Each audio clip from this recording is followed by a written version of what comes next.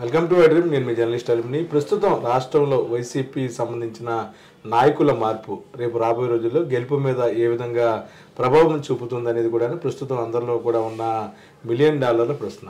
అయితే ప్రస్తుతం ఏదైతే గుంటూరుతో పాటు మిగతా ప్రాంతాలు కలిపి సుమారు 38 మంది సమన్వయకర్తల్ని గౌరవ యువ ముఖ్యమంత్రి వైఎస్ జగన్మోహన్ రెడ్డి గారు నియమించడం జరిగింది. అయితే ఈ మార్పులు చేర్పులు ఏ విధంగా ఉంటాయి? పాతవారు ఆ ప్రాంతం వదిలితే నిన్న కూడా ఇవ్వాలి అనుకుంటా మంత్రి అమర్నాథ్ గారు కన్నీళ్ల పర్యంతం అయ్యారు. అలాగే కొన్ని ప్రాంతాల్లో తమకు సీట్లు రాలేదనుకోవడానికి చాలామంది ఆవేదన వ్యక్తం చేస్తున్నారు. ఈ నేపథ్యంలో అసలు ఈ మార్పు అనేది రాబోయే రోజుల్లో ఎన్నికల మీద ఏ ప్రభావం చూపుద్ది, వైసీపీ గ్రాఫ్ ఏ విధంగా ఉంటుందో అడిగి తెలుసుకుందాం. మనతో మాట్లాడతాకి సీనియర్ పొలిటీషియన్, విజయవాడ చెందిన ప్రముఖ నాయకులు, మాజీ టీడీపీ ఎమ్మెల్యే అడిసిమల్లి జయప్రకాష్ గారు ఉన్నారు. సార్ నమస్తే. నమస్తే అండి. ఏంటి మధ్య కొద్దిగా సిక్ అయినట్టున్నారు? అవునండి. పర్లేదా? ఇప్పుడు బాగానే ఉందండి. ఓకే. సార్ చెప్పండి, ముఖ్యమంత్రి గారు సుమారు 38 మందిని సమన్వయకర్తలు అంటే వాళ్ళ ఇన్ఛార్జీలు అవ్వచ్చు, రేపు వచ్చే రోజుల్లో ఎమ్మెల్యేగా కూడాను పోటీలో ఉండే అవకాశం ఉంది. ఈ మార్పు వల్ల వైసీపీ పార్టీకి నష్టమా లాభమా? అంటే ముఖ్యమంత్రి గారు తీసుకున్న నిర్ణయం ఎలా ఉంది? మన ముఖ్యమంత్రి గారు ఏ నిర్ణయం తీసుకున్నా అది లాభమే కానీ నష్టం వచ్చే నిర్ణయాన్ని ఎట్టి పరిస్థితిలో తీసుకోరు. చాలా ఆలోచనతో తీసుకునే నిర్ణయం. చాలా అంటే మొత్తం అంతా కూలంకషంగా చర్చించి, అందరితో చర్చించి, అన్ని వర్గాల నుంచి సమాచారం సేకరించి చెప్పించుకున్న దీంతో ఆయన అభ్యర్థులన్న ఇన్ఛార్జిని నిర్ణయించారు, మార్చారు. ఆ మార్చే దాంట్లో ఇది అంటే నా అభిప్రాయం అయితే ఏంటంటేనండి, ఓడిపోయే చోట ఓడిపోతారని కొంతమంది మీద మనం అందరం బయట అనుకునేవి. ఆ ఓడిపోయే చోట ఏదో వేరే అభ్యర్థిని పెట్టి కొత్త అభ్యర్థిని పెడితే ఇప్పుడు 38 మందిలో సగం మంది గెలిచినా లాభమే పార్టీకి. అంతేనా? అంతే. అంటే మంచి వ్యూహంగానే మార్చారు. పెద్ద వ్యూహం అండి ఇది, పెద్ద వ్యూహం. మామూలుగా సమస్య లేదు. ఇది ముఖ్యమంత్రి గారు చాలా ఆలోచనతో, చాలా ధైర్యంతో తీసుకున్న నిర్ణయం. ఎందుకంటే కొంతమంది ఈ సర్వేలో ఓడిపోయేటట్టు ఉన్నారు. ఓడిపోయేటట్టు ఉన్నప్పుడు అక్కడ వేరే వాళ్ళు మార్చి గెలిచే ట్రైల్ వేస్తున్నారు కొంతమందికి. అట్లా నేను చెప్పేది ప్రయోగం చేస్తున్నారు. ఈ ప్రయోగంలో సగం మంది గెలుస్తారు. మొత్తం ఓడిపోయే కానీ సగం గెలవటం బెటర్ కదా అది అని నా ఉద్దేశం. ఓకే. అంటే ఆల్మోస్ట్ 1/3 రీచ్ అయ్యే అవకాశాలు ఉన్నాయా? ఇది ఈ 38 మెంబర్స్ ఎవరైతే 1/3 రీచ్ అవుతారండి. అది ఎందుకంటే అవన్నీ ఎంక్వైరీ చేసి అందరినీ చూసుకుని ప్లేస్ మార్చి.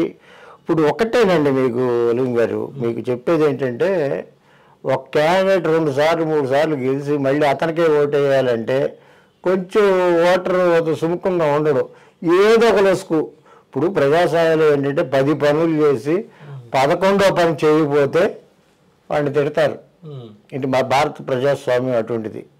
ఇవాళ ఏమవుతుందంటే ఈ క్యాండిడేట్ ఇప్పుడు మన వీళ్ళు మార్చిన క్యాండిడేట్లు ఫ్రెష్ అవుతారు. అంటే క్యాడర్ సహకరిస్తుందా? ఎందుకు సహకరించరండి? తప్పు. పార్టీ అండి ఇక్కడ, వ్యక్తిగతం అనేది ఉండదు దీంట్లో, అంతా పార్టీయే. ఇక్కడ ఏమవుతుందంటే ఈ ఫ్రెష్ క్యాండిడేట్కి ఫ్రెష్ ఈజ్ ఆల్వేస్ ఫ్రెష్ కాబట్టి ఈ నూతనత్వంతో అతనికి ఎటువంటి ఇది ఉండదు.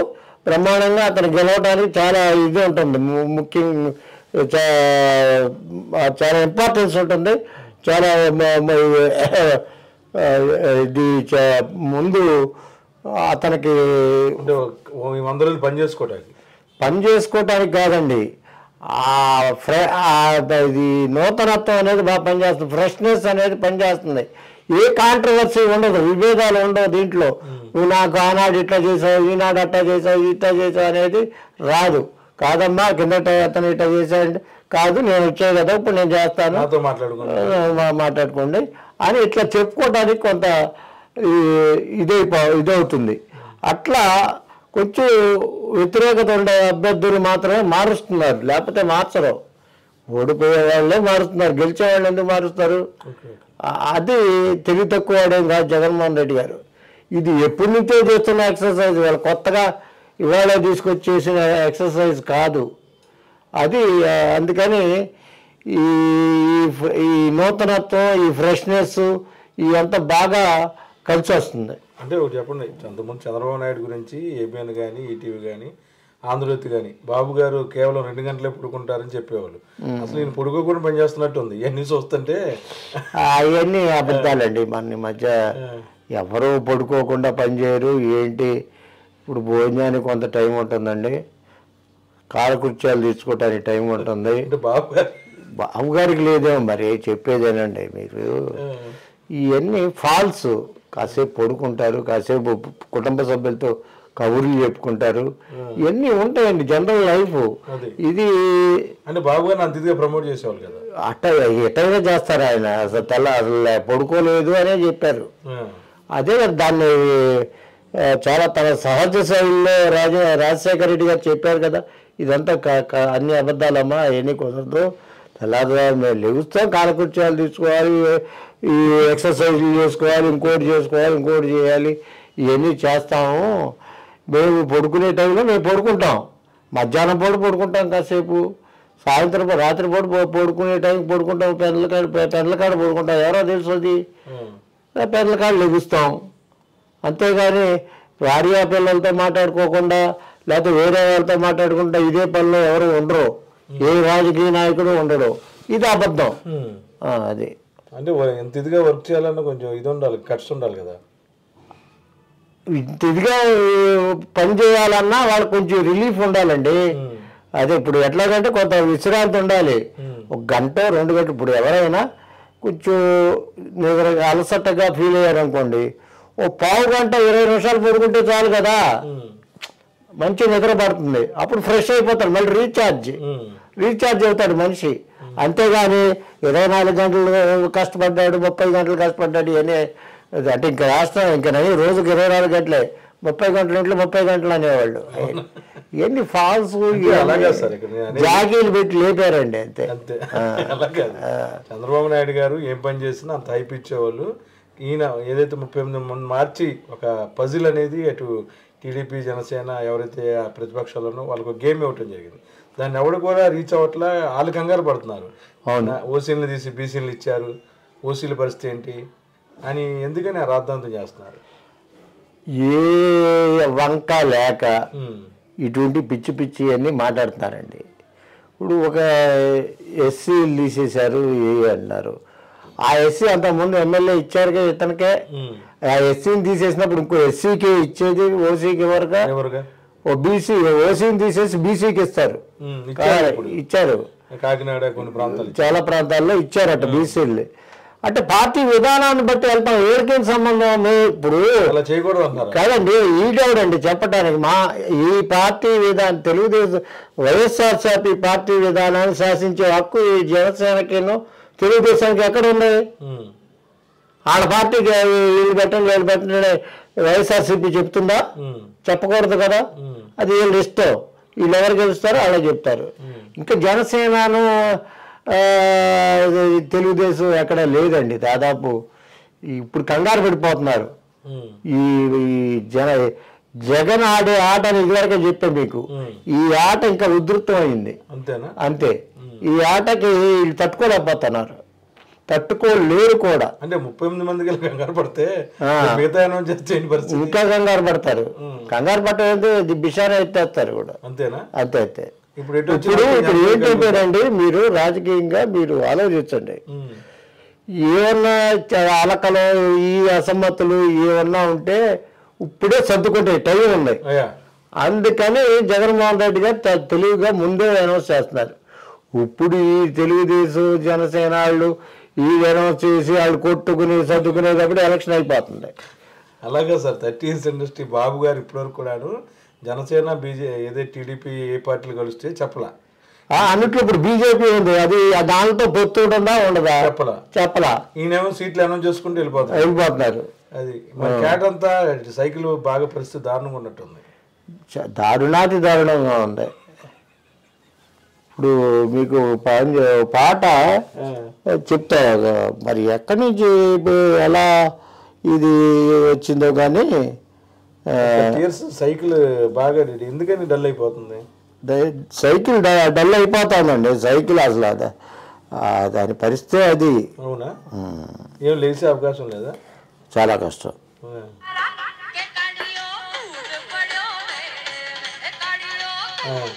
ఏంటి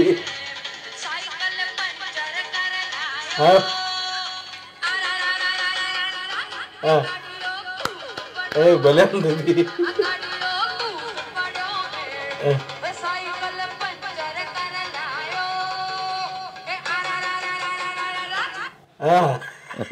ఏంటి ఇన్స్ట్రుమెంట్స్ కూడా వాడేస్తున్నారా మీరు? సైకిల్ పంచర్ అయిపోయిందా? అసలు టైర్లు లేవనుకుంటున్నాం మేము. అది ఇంకోటి ఉంది కావాలంటే ఇప్పుడు ఎందుకు ఇది. అంటే ఓవరాల్ గా కూడాను జగన్ గారు వేసే వర్క్ అది ఎవరికి అందట్లేదండి. ఆయన అడుగు ఎటు వేస్తాడు ఏంటి, ఆయన వ్యూహాలు అంటే ఇక్కడ విషయం ఏంటంటే నిష్కల్మషంగా ఆయన వేసే అడుగు ఆయన కలిసి వస్తుంది. దీంట్లో కల్మషం, నిజాయితీ, నిష్కల్మషం ఇది ఆయన కలిసి వచ్చే ఇది రాజకీయాలు ఇప్పుడు దాకా కలిసి వచ్చింది, ఇంకా భవిష్యత్తులో కూడా కలిసి వస్తుంది. ఈ అడుగులు ఇప్పుడు కూడా అంతే, చాలా నిజాయితీగా అడుగులు వేస్తాడు ఆయన, చాలా ధైర్యంగా అడుగులు వేస్తాడు. బహుశా భారతదేశంలో ఎవరు ఇంత ధైర్యంగా అడుగులు వేసిన రాజకీయ నాయకుడు ఎవరు లేరు. అది 31కి కొంతమంది ఎవరైతే పార్టీ వాళ్ళు ఉన్నారో టీడీపీ నాయకులు ఇటు విజయవాడ మదర్ తెరిసా బొమ్మ దగ్గర కూడా కొద్దిగా అడాప్ట్ చేశారు కొన్ని ప్రాంతాలు. అలాగే ఏదోటి బాబు గారు వచ్చేస్తారు, ఎవడొస్తాడు రండి అని. అలాగే గుంటూరులో రజనీ గారు ఆఫీస్ మీద రాళ్ళు వేశారు. అంటే ఎందుకని వీళ్ళు సహనం కోల్పోతున్నారు? ఇదే ఓడిపోతామనే కుళ్ళు కుతంత్రాలతోనే. ఎవడొస్తాడు ఏం వస్తాడు అనేది లేదండి. అది ఆ సీన్ అంతా పోయింది. ఇప్పుడు అసలు జనసేన అనేది పట్టం చెప్పేదేనండి, జనసేన అనేది పట్టం లేకపోతే వీడు అసలు బయటికే రాలేరు ఎవరు తెలుగుదేశం వాళ్ళు. ఆ జనసేన వాళ్ళు కూడా లోపల పడుకున్నారు. ఈనాడు ఆంధ్రజ్యోతి ఇవన్నీ ఉచితంగానే వేస్తున్నారు. ఇవాళ కృష్ణరాజు గారు చెప్పారు ఎన్ని అబద్ధపు వార్తలు రాశారు, ప్రజా వ్యతిరేక వార్త, ప్రభుత్వ వ్యతిరేక వార్తలు రాశారు ఈనాడులో, ఆంధ్రజ్యోతిలో ఎన్ని రాశారు, 100 దాకా ఉండవు అక్కడ. అది ఇదే పనిలో ఉన్నారు. ఇంకా పత్రికలు రాను ఈనాడు, జ్యోతి అంతా రోజు జగన్ మీద మసిబూసి మసే ఆ పేపర్ అంతా జగన్ బ్లాక్అవుట్ చేసేస్తారు. అది అట్లా వేసుకునే పరిస్థితి వచ్చేస్తుంది వాళ్ళకి. ఒకవేళ మార్చిలో మీరు అన్నట్టు జగన్ గారు గెలిస్తే పరిస్థితి ఏంటి? ఏమవదు, ఇప్పుడు ఎట్లా ఉంటుంది అట్టగా ఉంటుంది. వాళ్ళకి ఇప్పుడు సిగ్గు ఎగ్గు లేని వాళ్ళకి ఏం చెప్తామండి? ఇప్పుడు వాళ్ళు సిగ్గు ఎగ్గు లేదు కింద. ఇప్పుడు 2004లోను 2009లోను ఇంతకన్నా ఘోరంగానే రాశారు ఈ పత్రికలు కానీ ఈ మీడియా కానీ. పూర్తిగా రాజశేఖర రెడ్డి గారికి వ్యతిరేకంగానే వ్యవహరించినాయి. 2 సార్లు వీళ్ళు బ్రహ్మాండంగా గెలిచారు. 2014లో కూడా రాశారు జగన్ గారికి వ్యతిరేకంగా. కానీ జస్ట్ 5 లక్షల ఓట్లు తేడాతోనే ఓడిపోయింది జగన్మోహన్ రెడ్డి. 2014లో జస్ట్ 5 లక్షల తేడాతోనే ఓడిపోయాడు. ఫస్ట్ టైం పార్టీ పెట్టిన అతను 60 సీట్ల పైన సింగిల్ హ్యాండెడ్గా గెలుచుకున్న ధీరుడు, మొగాడు, మనగాడు జగన్మోహన్ రెడ్డి. ఇవాళ 2019లో 153 సీట్లు గెలిచిన గొప్ప.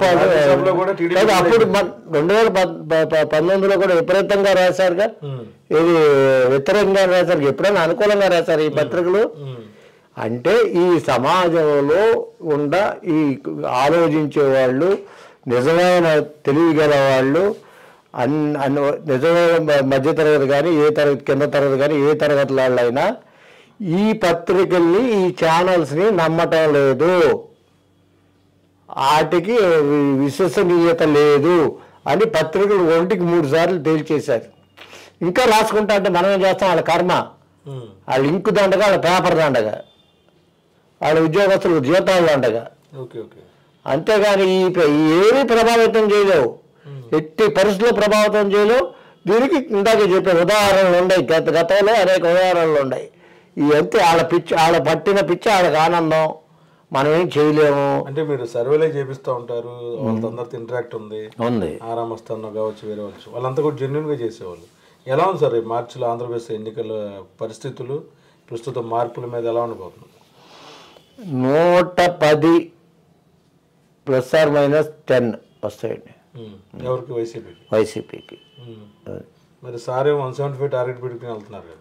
ఎల్లో చదివేరు, యుద్ధంలో మీరు అడిగారు కాబట్టి నేను చెప్తున్నా. నాకు తెలిసిన ఇన్ఫర్మేషన్ ఖచ్చితంగా గవర్నమెంట్ అయింది. నా 88 మ్యాజిక్ ఫిగర్ గవర్నమెంట్ సార్ది 100%, 100% ఇదే అవుతుంది. ఇప్పుడు నారా లోకేష్ రెడ్ ఏరియా ఉంది సార్, ఆయన రెడ్ ఏరియా రాసుకుంటున్నాడు. ఆ రెడ్ ఏరియా అతను మాత్రం నాకు తెలిసి మంగళగిరిలో గెలవచ్చు ప్రస్తుతానికైతే. అట్లా కుప్పంలో చంద్రబాబు గెలుస్తాడు. కుప్పంలో చంద్రబాబు 50% ఓట్లు వస్తే జగన్మోహన్ రెడ్డి గారికి తగ్గుతుందండి. జగన్మోహన్ రెడ్డి గారి 75% ఉంది పులివెందల్లో.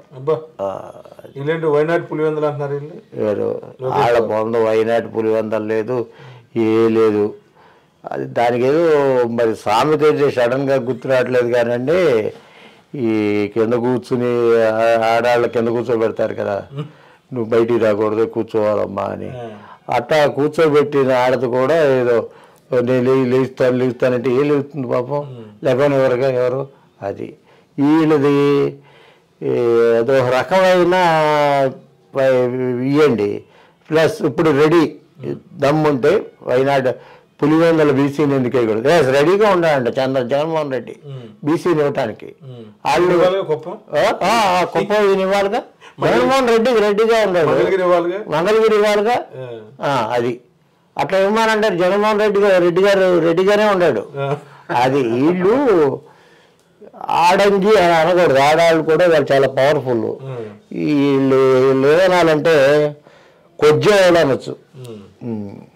రాజకీయాల్లో నపుంసకులు వీళ్ళు, రాజకీయాల్లో నపుంసకులు. ఈ నపుంసకు మాటలు ధైర్యవంతుడు అయినట్టున్నాడు. బాగా వస్తాయి. ఎందుకు వస్తాయి? ఏమో వస్తాయి. పిచ్చి మాటలు అడిగి అన్ని ఏం తెలుస్తున్నాడు, రెడ్ బుక్ అంటాడు. అదేదో దాన్ని ఏమంటారు, పోసుకోలు మాటలు, లేకపోతే కోతల రాయుడు మాటలు, ఇటువంటి.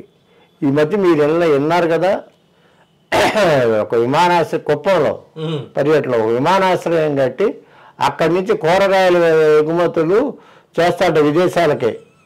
అక్కడ విమానాలు పెట్టి చంద్రబాబు నాయుడు గారు. మరి ఇన్నేళ్ళు ఏం చేశాడు? 40 ఏళ్ళ నుంచి ఏం చేశాడు? ఏం మరి అక్కడ పొలాల్లో బండే కూరగాయలకి విమానాలు. మరి ఇన్నేళ్ళు ఏం చేశాడు? విమానాల ద్వారా ఎగుమతి చేస్తాడంట. టమాటాలు కదా, ఏ కూరగాయలు అన్నాడు, టమాటాలు అని నేను అంటారు. రాసే చూపి వినిపించబడ్డారు మరి. అది అట్లా ఆయన విమానాలు పెడతారు, కిందేమో ఆయన విమానాల్లో అమ్మితే పవన్ కళ్యాణ్ కింద అమ్ముతాడు, రోడ్ల మీద బళ్ళు పెట్టి. అది అటువంటి ఇది. అంత పోలీసుగా ఎలా మాట్లాడాడు సార్? అంత సీనియర్ పొలిటీషియన్. సీనియర్ కాదు, అతను మాట్లాడేది ఎప్పుడు పోలీసు కొత్తగా ఏం కాదండి. చిచ్చి కొత్తగా ఏం మాట్లాడాల. ఆయన మాట్లాడి ఒక 100 వీడియోలు వినిపిస్తా పోలీసు అనేది. పోలీసు కాదు అది, నిజమైన ఆయన పరిజ్ఞానం అంతా. ఇప్పుడు ఆయన పోలీసు ఏమంటే అయ్యాడండి చెప్పేది రండి. ఒలింపిక్స్ గేమ్స్ అమరావతిలో పెడతా అంటే వీడి వల్ల అవుతుందా? వీళ్ళ తాత వల్ల అవుతుందా? ఎవరి వల్ల అవుతుందా? అసలు ఇండియన్స్ వల్ల అవుతుందా? ఒలింపిక్ గేమ్స్ ఇండియన్స్ పెడతారా? బాబు గారు అన్ని అనుకుంటే అన్నీ అవుతుంది. ఒలింపిక్స్ గేమ్స్ పెడతారు. నోబుల్ బహుమతి మామూలు బహుమతి కాదు ఇది. అట్లాగే కంప్యూటర్ నేనే కనిపెట్టాను, సెల్ ఫోన్ నేనే. ఒలింపిక్ ఎందుకు పెట్టకూడదు అమరావతిలో? ఎట్లా పెడతారు? దానికి Olympic international Olympic association committee ఉంటుంది, అది దేశాలకు ఇస్తారు. ఈ భారతదేశమే దాన్ని ఒలింపిక్ అసోసియేషన్ నిర్వహించే సత్తా లేదు, డబ్బులు లేవు. పెద్ద దేశాలు వెళ్తే 4 ఏళ్ల ముందే నిర్ణయిస్తారు. అది భారతదేశానికి ఆ కెపాసిటీ లేదు. ఇక ఏళ్ళకెట్ట అవుతుంది? అన్నీ చెప్తాడండి. ఏదైనా బుడబుక్కల మాటలో ఏ చెప్తాడు కదా, అంతేగాని ఇంకా ఇతను చెప్పేది ఏంటి అబద్ధాలు. అంటే ఒలింపిక్ పెడతాం పెట్టలేడు, విమానాల్లో కూరగాయలు అమ్మలేడు, నా నోబెల్ బహుమతులు ఇవ్వలేడు. ఇంకా ఐఫోన్లు ఇతనే ఇచ్చాడంట. అవి మరి ఇంకా ఇట్లాగే ఉంటుంది. ఫోన్లు ఐఫోన్, సెల్ ఫోన్లు, నాట్ ఐఫోన్, ఇట్లా ఉంటుంది.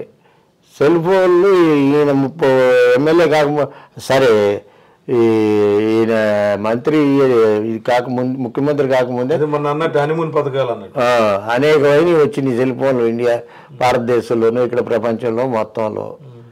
ఏంటి ఏం మాట్లాడుతున్నాడు అతనికి కొంచెం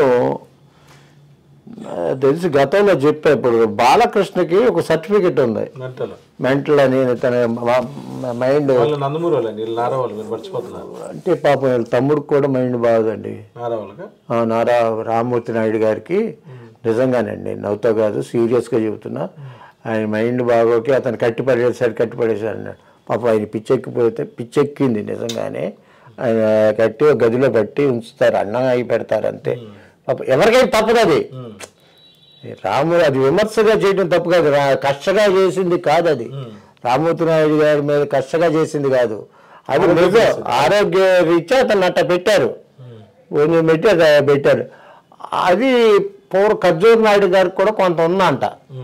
అది రామ్మూర్తి నాయుడుకి వచ్చింది, ఈయనకు కూడా కొంత శాఖ ఉందేమోనని అనుమానం. అంటే విమానాలు హడావుడి, విమానాలు, ఒలింపిక్లు, ఇటువంటి చాలా ఉండేలండి. ఇవి చెప్పుకుంటే పెద్ద పుస్తకం రాయొచ్చు. మనసులో మాట రాద్దాం అది. మనం ఆయన మనసులో మాట మనం రాయొచ్చు. Thank you. మొత్తమే కూడాను ఈరోజు ఏదైతే మాజీ ఎమ్మెల్యే అడ్సుమిల్లి జయప్రకాష్ గారు చెప్పినట్టుగా 38 మంది అభ్యర్థులకే తెలుగుదేశం పార్టీ, జనసేన పార్టీ నాయకుల ఫ్యాంట్లు తడిసిపోతున్నాయి. అంటే ఖచ్చితంగా 175లో మిగిలిన సీట్ల కేటాయింపులో జగన్ ట్రెండ్ మార్పు ఉంటుంది. ఖచ్చితంగా 2024 ఎన్నికల్లో గౌరవ యువ ముఖ్యమంత్రి తిరిగి విజయాన్ని సాధిస్తారని కూడాను ఛాలెంజ్గా, దమ్ముగా, ధైర్యంగా చెప్తున్నారు మాజీ MLA Adusumilli Jayaprakash. Video journalist Vijay గస్తో కలిసి ఐడ్రీమ్ కోసం అబ్దుల్ అలీ, విజయవాడ.